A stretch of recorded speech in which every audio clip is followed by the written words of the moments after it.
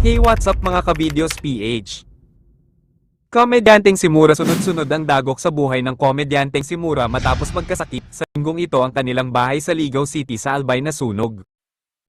Naalarma ang mga taga-sitio Ibibling sa Ligaw City, Albay sa sunog na nangyari sa kanilang lugar nitong April 27, 2024. Kasi malayo daw ang bumbero sa kanilang lugar at ang isang babae sa kanilang lugar ay naghingi ng saklolo sa kanilang mga kapitbahay. Halos tupok na lahat, sunog na lahat ng mga gamit sa bahay. Nakakaawa talaga, si Mura, sa sinabit ng kanyang bahay sa Albay, ang may-ari ng bahay na nasusunog ng lumo na lang daw si Alan Padua. Nasunog yung bahay Kung mas kilala namin natin ngayon. lahat bilang dating artista na si Mura. Sabi ni Mura sa interview sa kanya ng KMJ's Letter, pinaghirapan daw niya may pondar ang nasunog niyang bahay at labis siyang nasaktan sa nangyari. Na hindi niya alam na ganito pala mangyayari ulit sa kanya. Back to zero si Mura ngayon dahil sa nangyaring sunog sa kanyang bahay.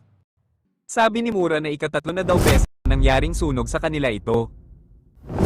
Nakakalungkot lang daw na nasunog ulit ang kanilang bahay at talagang nadurog ang ganyang puso na hindi niya alam ano ang gagawin niya sa ngayon. Isa na namang malaking pagsubok ang hinaharap ngayon ni Mura. Masakit daw sa kanya ang nangyari ay hindi niya alam kung saan siya mag-uumpisa. Bakit daw nangyayari ito sa kanilang buhay, at ito pa ang kanyang sinabi, nakakadurog ng puso. Nagkung pwede daw siyang magpahinga na lang habang buhay. Ngayon ang munting komedyanteng ay pansamantalang nakatira sa bahay ng kanyang tiyahin, dito pa rin sa Ligaw, Albay. Kwento ni Mura, yung gabing nasunugan daw sila sa waiting shed lang daw muna sila nagpalipas ng gabi. Linagyan lang daw nila ng trapal sa palibot ng wedding sheet, saka sila natulog, kasi sabi niya, may paniniwala daw sa kanilang lugar.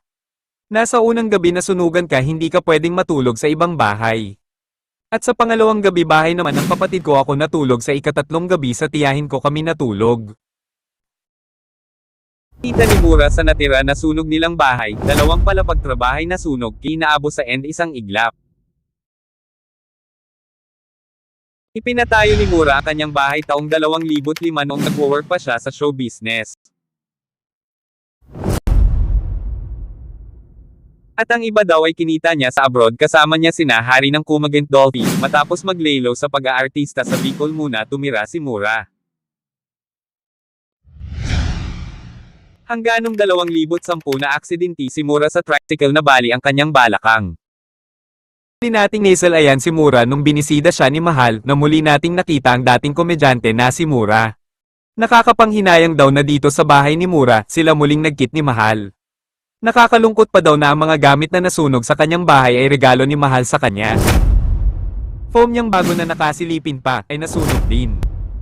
Hirap na din malakad ngayon si Mura kaya.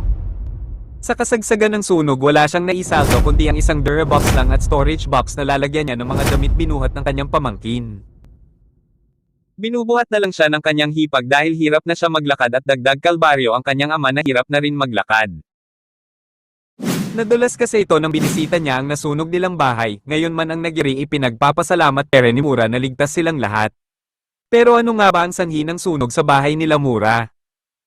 Sabi ni Mura nasunog daw ito dahil ang kanilang bahay sa ikalawang palapag may pinamamahayan ng mga bubuyog, kaya naman pinausukan ito ng kanyang ama ng anlong o tuyong parte ng dahon ng niyog. Makalipas ang ilang oras, nangangamoy sunog na wire na ang kanilang bahay na umuusok na nakita ni Mura na may liwanag sa kwarto ng kanyang kapatid na babae sa ikalawang palapag. Hindi napansin ng kanyang ama na mayroon na laglag ng mga baga sa damit nasa kwarto kung saan niya pinausukan. At yun lang po ang ating mixing kwento. Please subscribe.